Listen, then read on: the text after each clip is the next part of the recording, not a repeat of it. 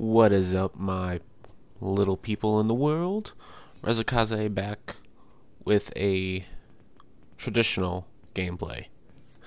Back to the multiplayer online, and if you haven't noticed, this is Battlefield 3. Playing team deathmatch on a Caspian border.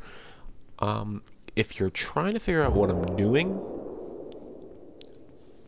and obviously that's not killing people, but I'm trying to find my friend Mark, and it's me and him that play. We got into the game, and it split us up.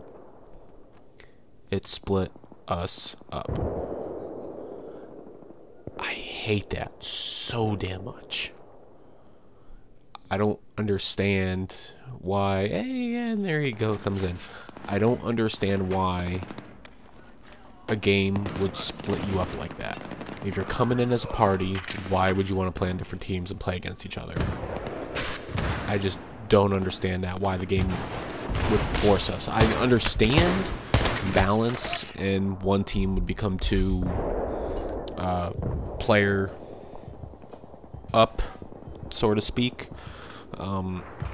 Had more players on one team than the other, but basically. But then why even put us in the game? If we're gonna select quick game, put us in the game where it can be on the same team and in the same squad, nonetheless. Don't split us up. Now, avoiding that, my first initial thoughts on the Battlefield multiplayer. This is not like a full review. I have an idea for a full review for another video. It's a really long video, but I'm gonna save on that.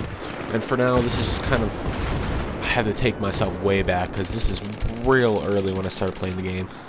I don't play religiously. In fact, I barely even play this or Call of Duty anymore right now. I'm trying to speed through a bunch of other games. As you can see, I'm trying to snipe. And I think the most negative thing about me sniping is I know the realism. I know what the game is supposed to do. Although that was pretty cool. Nice little headshot. But anyways, I know the game has bullet drop. And stupid me is overcompensating for that greatly. I was told by my friend, if you're going to snipe in like these team deathmatch games, you really don't have to worry about bullet drop. The maps are big, but they're not that big to where you have to worry about any sort of that much of a bullet drop. So I got a little better after that, but halfway through the game, a little more than halfway, I switched to the assault class. Some things that I like about it that I realize, you don't have like, although I did like this, that you get to parachute in. That's fun as fuck. Anywho's, some of the not really positive, don't really want to do a review, but a couple of things that I liked about the multiplayer is that you don't have specific class. You do have specific classes like setups and packages. You have an assault, recon, support, and engineer, and they have their own like little special quirks. But the good thing about each class is that you can set your equipment up on the fly in the middle of the game. If you feel you want to stick with the assault class but the gun that you're using isn't really working, you can switch to another gun and use that instead. I find that pretty interesting. So there really is no reason why no one weapon should work and wait until the end of the game to change it. But that's what I hate.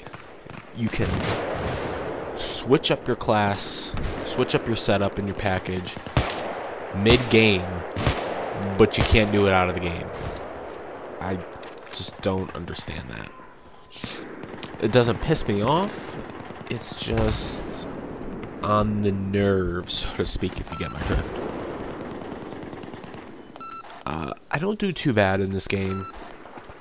I think I go actually even. I think in this game I either went 8-8 or 11-7. I really don't freaking remember. It was that long ago. But you know, just Battlefield's an interesting. I was going to compare it to Call of Duty, and then I realized that I just couldn't do it.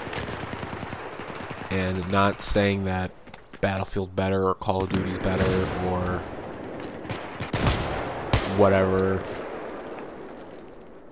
You know, I'm not going to get into a whole flame war, but I'm not going to start with that because I realized after playing this for a few games, the only thing they share together is the FPS online experience. As far as how you play it, two completely different aspects of the game. And, you know, I had to come to realize that. The way I snipe in Call of Duty, I can't snipe like that in Battlefield. You really have to be more of a legit sniper in order to snipe. If you try running around quickscoping the hell out of people 2 feet away, you're going to get your ass killed quite a few times. You have to play the more defensive side of sniping and, you know, line up your shot, anticipate where he's running, go ahead of him, and take the shot. Now, notice I said defensive side and not camping. No, I'll just fill that with the last little part of the video then.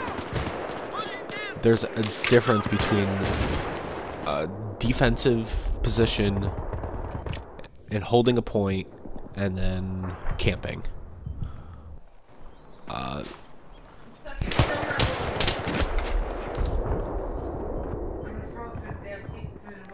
Alright. Sorry about that.